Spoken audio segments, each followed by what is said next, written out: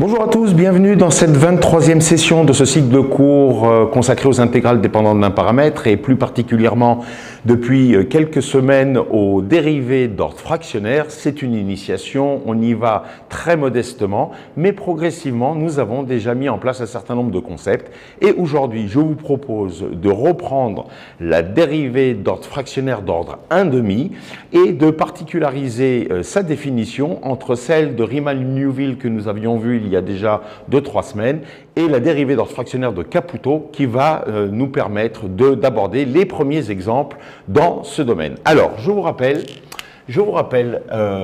rappel, avec un peu de musique pour le feutre, rappel.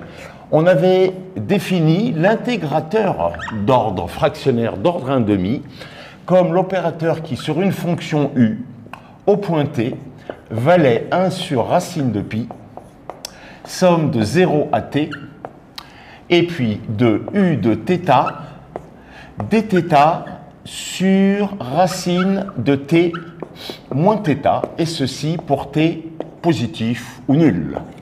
Et pour des fonctions u qui sont des fonctions causales, c'est-à-dire qui sont nulles pour tout t négatif, avec u causale et suffisamment régulière pour que l'intégrale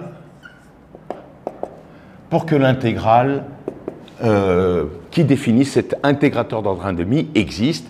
Alors je ne reviens pas sur la motivation et donc la régularité suffisante que nous avions, mise en évidence dans la mesure où cet intégrateur d'ordre 1/2 nous est apparu grâce à la transformée de Fourier. Je vous renvoie à cette première séance qui nous a permis d'arriver à ce formalisme-là.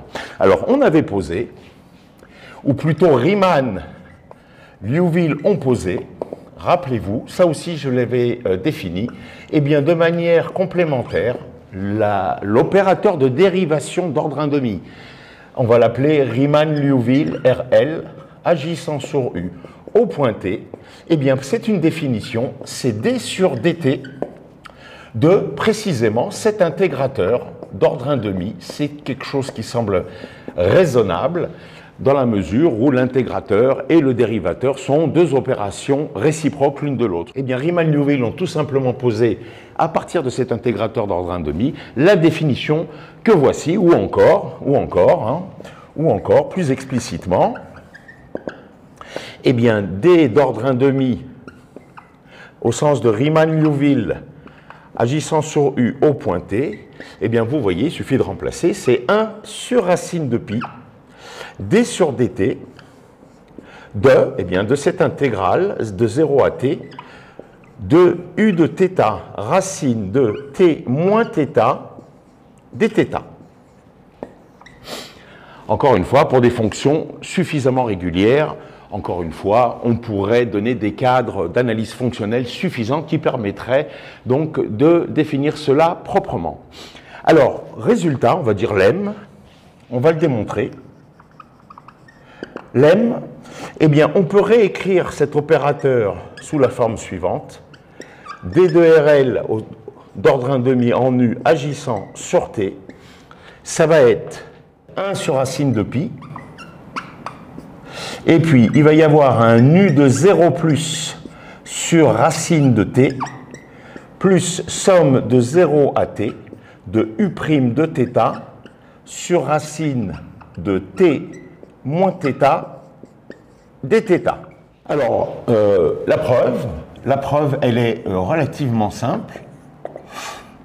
L'impreuve, vous voyez que l'expression de la dérivée d'ordre 1/2 au sens de Riemann-Liouville, ça c'est la définition, j'ai presque envie de rajouter une troisième barre. Certains vont me dire, monsieur, il s'agit du signe de congruence. Mais oui, mais on n'est pas en arithmétique. Ça, c'est aussi le signe de je pose, c'est une définition. Alors, vous voyez que vous dérivez par rapport à t une intégrale qui dépend de t à deux niveaux, sur sa borne supérieure, au niveau de sa borne supérieure, au niveau de l'intégrande. Alors, je vous renvoie dans ce cycle de cours.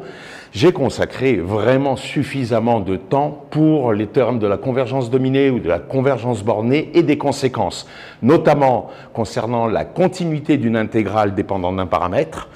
Et de manière complémentaire de la dérivabilité d'une intégrale qui dépend d'un paramètre, soit au niveau de l'intégrande, comme c'est le cas ici, soit et ou au niveau de ses bornes supérieures. Alors je vous renvoie, dans la mesure si les conditions du théorème de dérivation,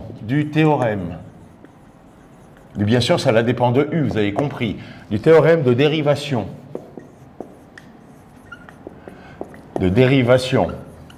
sous le signe somme, sont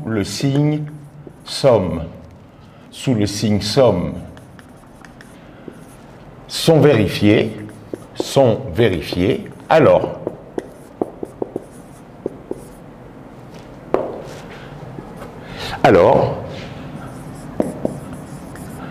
eh bien alors on dérive, et je vais le faire ici uniquement formellement, encore une fois, cela dépend de votre fonction U. Hein. Donc vous regardez les conditions suffisantes que l'on avait, comment dirais-je, considérées à l'époque, pour permettre le calcul suivant. Alors pour permettre le calcul qui est lequel?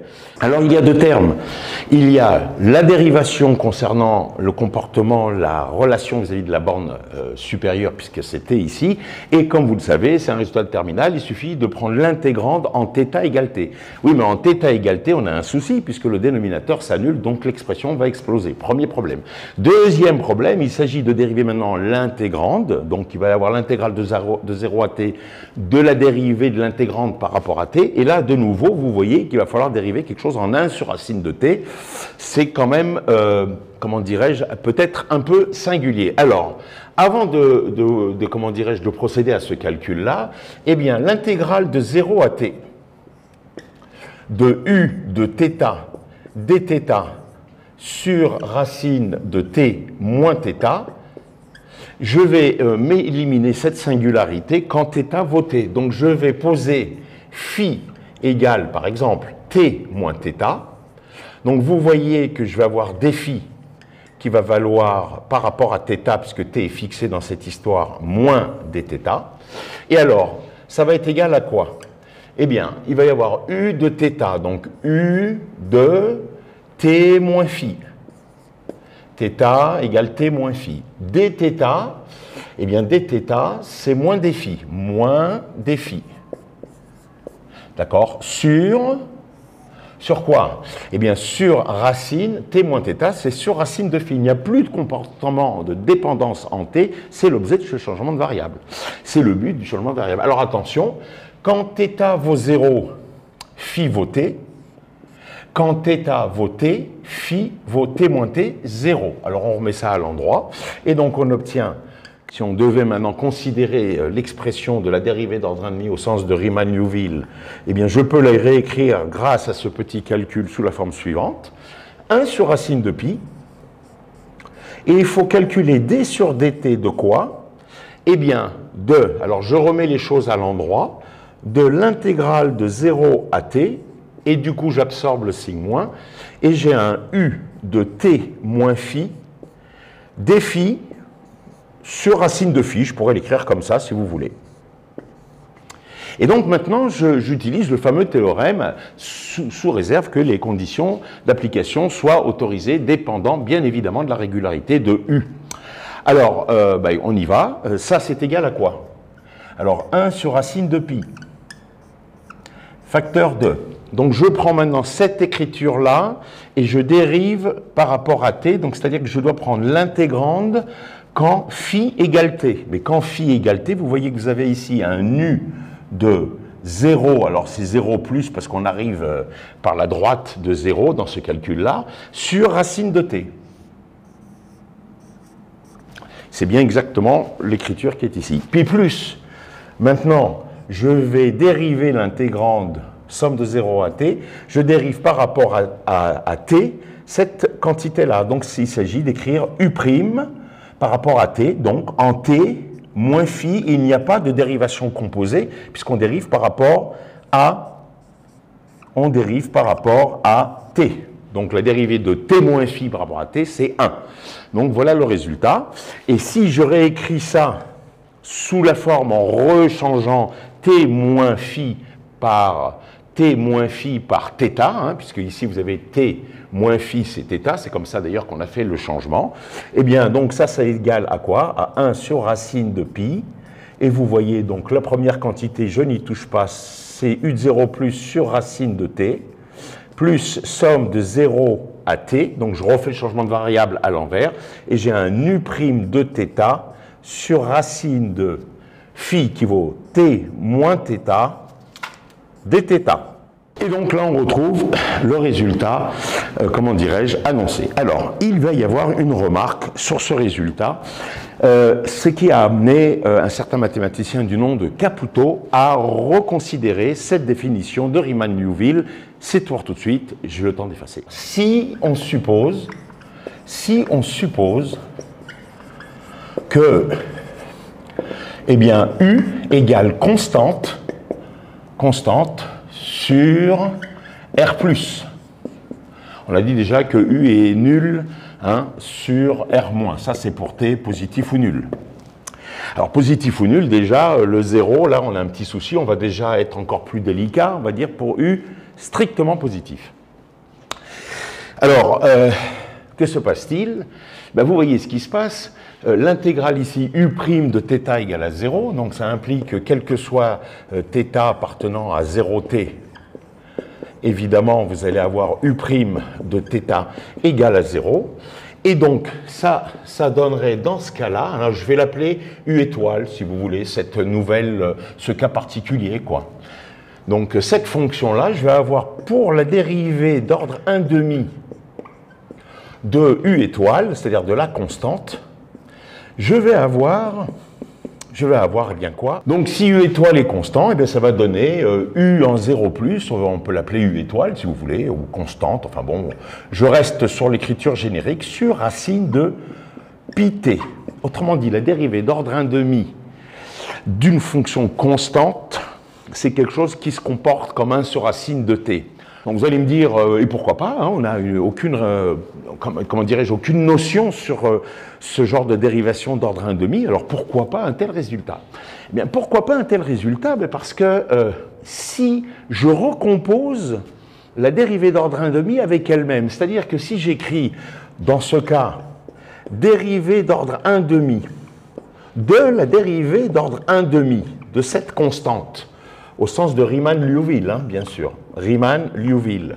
Donc de U étoile de T. Ben, ça va être quoi? Ça va être la dérivée d'ordre 1/2 de RL, au sens de Riemann-Liouville, de cette quantité-là, de U de 0+, sur racine de pi t.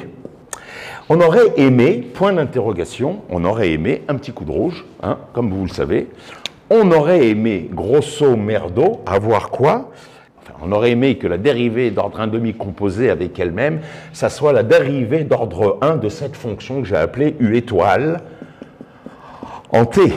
Oui, mais la dérivée d'une constante, ça, on aurait aimé que ça soit 0, puisque c'est une constante. Or, vous voyez que ici, par composition, il faudrait redériver au sens de cette définition de la dérivée d'ordre 1/2 une fonction qui est en 1 sur racine de pi t. Donc vous imaginez bien, hein, on va voir le début, ben, il est ce qu'il est.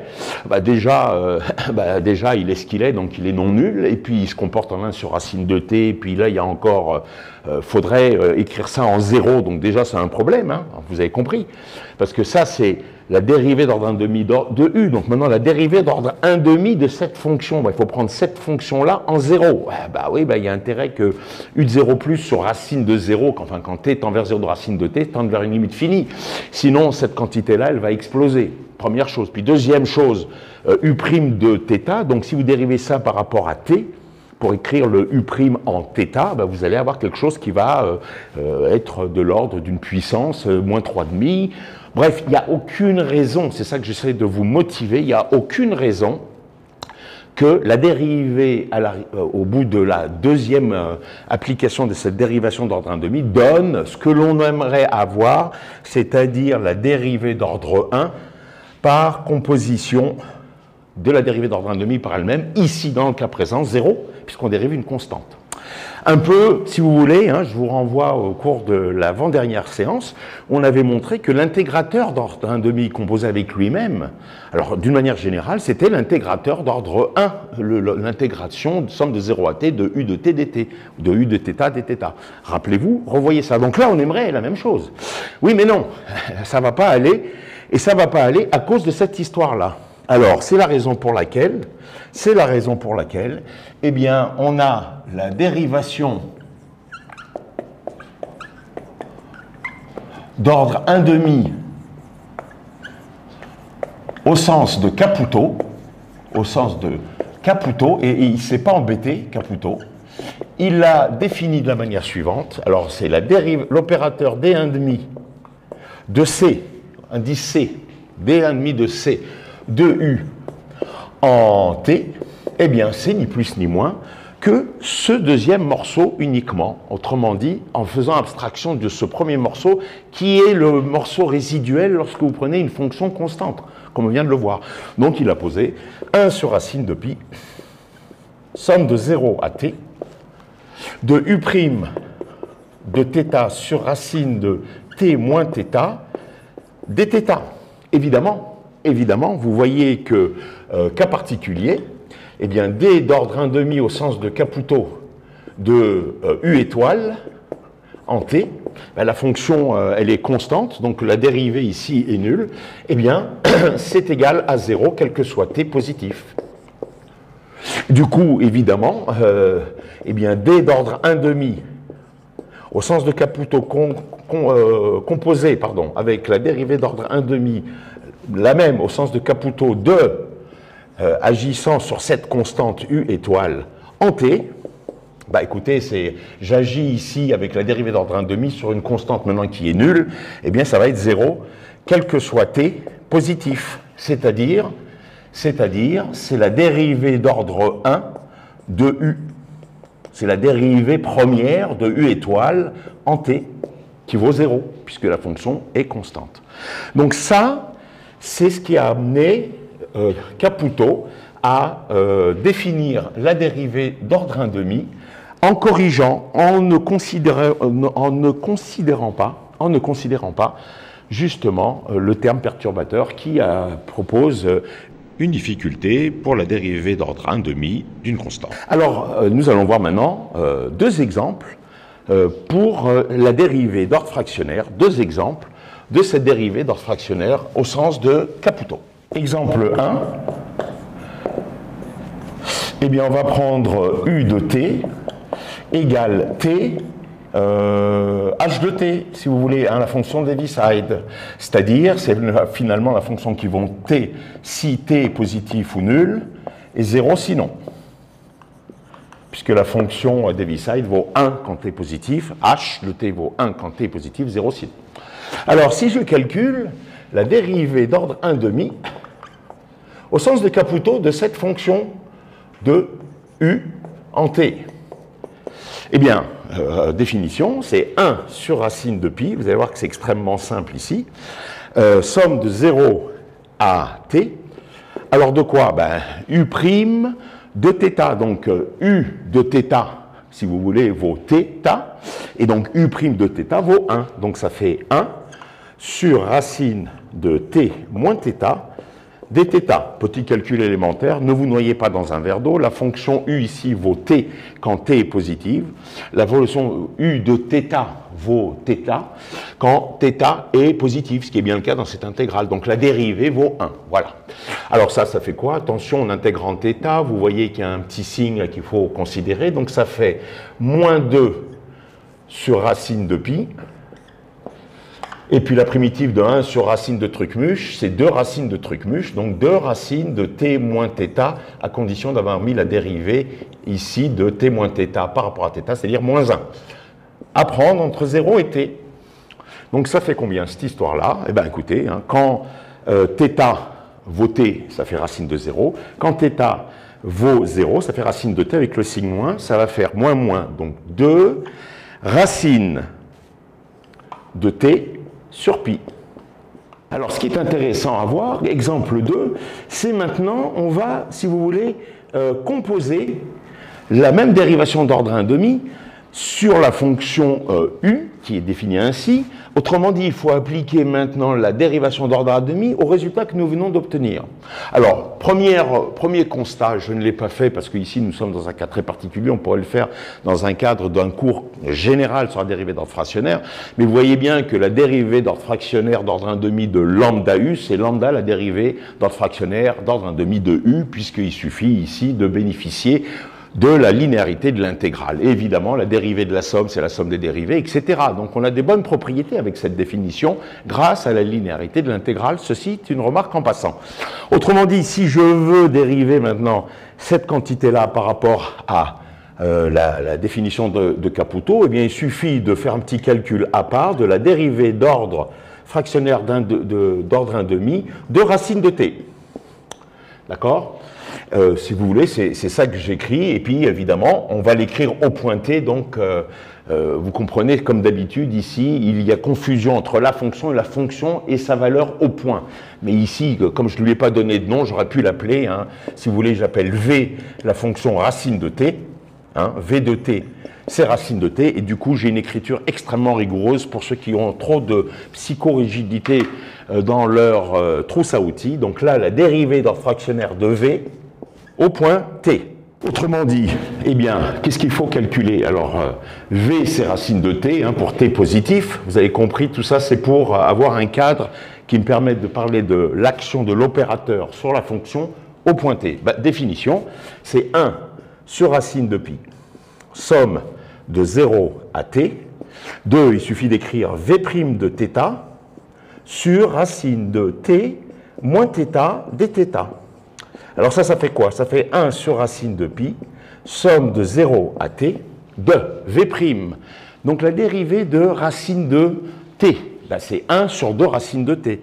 Donc ça fait 1 sur 2 racines de t, donc j'ai un 2 ici, et j'ai un dθ sur, eh bien, racine de V' de θ, c'est 1 sur 2 racines de θ. Donc racine de θ, t moins θ. Et donc maintenant, il me suffit de calculer cette intégrale. Alors le calcul de cette intégrale, pour ceux qui suivent avec fidélité, et vous êtes nombreux à le faire, je vous rappelle, regardez, cette intégrale-là, eh bien, on l'a déjà considérée en structure tout au moins. Regardez le cours d'il y a 2 ou 3 séances. Et en fait, rappelez-vous, hein, c'est en structure, ça ressemble à une intégrale pseudo-elliptique. Alors, si vous allez voir ce que j'ai fait en son temps, alors ce n'était pas les mêmes bornes, mais ce que je voudrais ici, alors je vais le refaire très rapidement, parce que maintenant c'est du revu, c'est du déjà vu, donc on revoit. Je veux écrire ça avec une intégrale normalisée. Je veux passer à une variable de θ compris entre 0 et t, à une variable s compris entre 0 et 1. Donc je vais poser s égale a θ plus b, et je vais ajuster a et b, pour arriver de 0t à 0,1 en S. Alors, vous voyez, ce n'est pas difficile. S égale 0, c'est lorsque θ égale 0. Donc, ça veut dire immédiatement que B égale 0. Certains l'auraient trouvé sans faire aucun calcul. Très bien pour eux. Et puis, quand S va valoir 1, eh bien, ça va falloir, quand S va valoir 1, c'est lorsque θ vaut t. Plus 0, puisqu'on vient de voir que B égale 0. Donc, ça me donne tout de suite que A égale 1 sur t. Autrement dit, le changement de variable s'écrit S égale, évidemment, θ sur t. Et de cela, je trouve que dθ, c'est t ds. D'accord. Donc voilà le changement de variable qui nous intéresse. Pour normaliser, c'est-à-dire pour que quand θ vaut 0, eh bien quand θ vaut 0, et bien que S vaut 0, à t fixé, évidemment, t positif strict, parce que sinon en 0, il va y avoir un petit souci d'ordre métaphysique, et quand θ vaudra t, eh bien S vaudra t sur t 1. Très bien, alors on y va, on remplace maintenant, on fait le changement de variable, dθ, c'est t ds sur racine de θ. θ, eh bien on vient de dire, c'est θ, c'est st, s fois t. Fois quoi? Fois t moins θ. Et θ, je viens de dire, c'est st. Alors vous voyez ici qu'on peut mettre t en facteur. T en facteur fois t, ça fait t2. Racine de t2, t est positif, c'est t. Donc ça donne, sans faire trop de complications existentielles, je vais y aller tranquillement. Donc il va y avoir un t qui va sortir par factorisation multiplié par t, je répète. T fois t, t2, racine de t2, t, parce que t est positif. Sinon, c'est valeur absolue de t. T qui est là, et il me reste un racine de s, 1 moins s. On nettoie toute l'histoire, ça donne, eh bien, par simplification par t, somme de 0 à 1 de ds sur racine de S1 moins S, cette intégrale pseudo-elliptique que l'on a traitée la semaine dernière. Je vous rappelle, et j'ai d'ailleurs posté la démonstration de son calcul dans la playlist d'intégration, et pour cause. Et ça, on a démontré la semaine dernière que ça valait pi. Autrement dit, eh bien, la dérivée d'ordre 1/2, au sens de Caputo, de ma fonction v au point t, ça vaut quoi? Ça vaut 1 sur 2 racines de pi, 1 sur 2 racines de pi fois pi. Donc ça fait 1 sur 2 racines de pi fois pi. Alors ça fait quoi? Racine de pi sur pi, ça fait racine de pi sur 2. 1 sur racine de pi, c'est racine de pi sur pi, on simplifie, racine de pi sur 2. Autrement dit, là, et c'est là qu'on sort le train d'atterrissage, et regardez le résultat que l'on vient d'obtenir. Le résultat que l'on vient d'obtenir est le suivant, c'est que la dérivée d'ordre 1/2 composée avec elle-même, donc le résultat, il est le suivant. Résultat.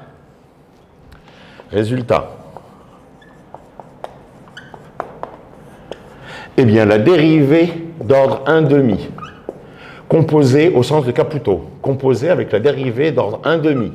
De quoi? De la fonction, on va l'écrire comme ça si vous voulez, hein, agissant sur t, h de t. On pourrait dire, vous savez quoi, puisque la variable intégrée c'est θ, on va dire, pour changer les dépendances, que vous n'ayez pas t et t partout, hein. Bon, je pourrais mettre u ici, hein, vous avez compris, mais je vais mettre θ, h, θ, le tout au point t. Ça fait quoi? C'est donc la dérivée d'ordre fractionnaire de racine de θ sur pi, et là au point t. Oui, mais la dérivée d'ordre fractionnaire de racine de θ, c'est la fonction v en fait. Et donc ça c'est égal à quoi? Alors il y a un 2 sur racine de pi, on va dire d d'ordre 1/2, et on vient de le finir au sens de Caputo de la fonction racine de θ, si vous voulez, au point t, et ça vaut quoi? Ça vaut 2 sur racine de pi, fois quoi? Fois racine de pi sur 2. Fois racine de pi sur 2, c'est-à-dire 1. Qu'est-ce que l'on vient d'obtenir? Je sors le train d'atterrissage. Eh bien, on vient d'obtenir que donc la dérivée d'ordre fractionnaire, au sens de Caputo, composée avec elle-même, agissant sur la fonction ty de t, t, h de t, ou ici vous voulez θ, pour changer les noms des variables, entre la variable de la fonction sur laquelle l'opérateur va agir et le résultat de cet opérateur au point t, eh bien on a trouvé que c'était 1, évidemment, quel que soit t, positif ou nul, si vous voulez. Et donc, t positif ou nul, ou t positif, si vous voulez. T positif pour ne pas avoir de soucis avec ce qu'on a fait avant. Autrement dit, c'est ni plus ni moins que la dérivée d'ordre 1 classique de la fonction t, si vous voulez, qui vaut 1. Je dérive t, l'opérateur de dérivation d'ordre 1. Je dérive t, j'obtiens 1. Alors on va garder, si vous voulez, même, je dérive la fonction θ, puisque j'ai dit que j'agissais sur des fonctions de la variable θ. Et le résultat, c'est de la variable t, pour distinguer les noms des variables. Sinon, j'aurais mis t ici et t là. Peut-être certains d'entre vous auraient été, comment dirais-je, gênés.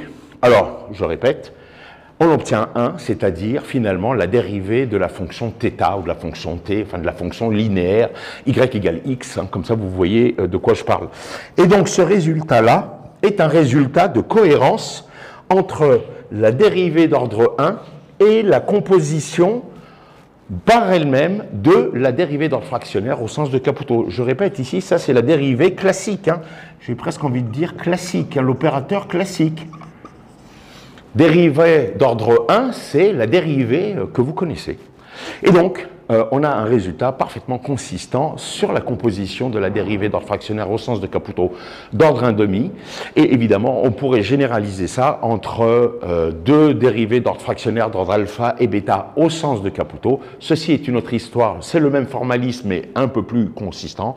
Donc vous voyez parfaitement l'intérêt de cette petite ajustement, comme on dit en informatique, ce petit tuning par rapport à la dérivée d'ordre fractionnaire d'ordre 1,5 au sens de Riemann-Liouville, puisqu'on a finalement retiré le premier terme. Hein, c'est ça le tuning au sens informatique du terme, on a juste. Caputo a considéré le reste, qui est le fondamental. Mais de ce fait, eh bien, on a montré du coup, en conséquence, que la dérivée d'ordre 1,5 au sens de Caputo d'une constante, c'est 0, et tant mieux, parce que si on composait par elle-même cette dérivée d'ordre fractionnaire, on aurait autre chose que 0 pour dérivée d'ordre 1, une constante, ça serait un petit problème d'ordre métaphysique. Et là, de même, on vient de le voir, sur cet exemple-là, si la fonction vaut t pour θ pour θ positif ou nul, ou t pour t positif ou nul, vous avez compris, ne vous mélangez pas les pinceaux sur les noms de la variable, on les appelle comme on veut. La dérivée d'ordre fractionnaire d'ordre 1,5 au sens de Caputo composée avec elle-même donne exactement la dérivée d'ordre 1 que vous connaissez depuis la nuit de temps pour une fonction linéaire. Eh bien écoutez, ça fait à peu près 1, c'est exactement ce que nous avons établi. Voilà, je m'arrête là pour aujourd'hui, je vous souhaite une excellente semaine, à très bientôt.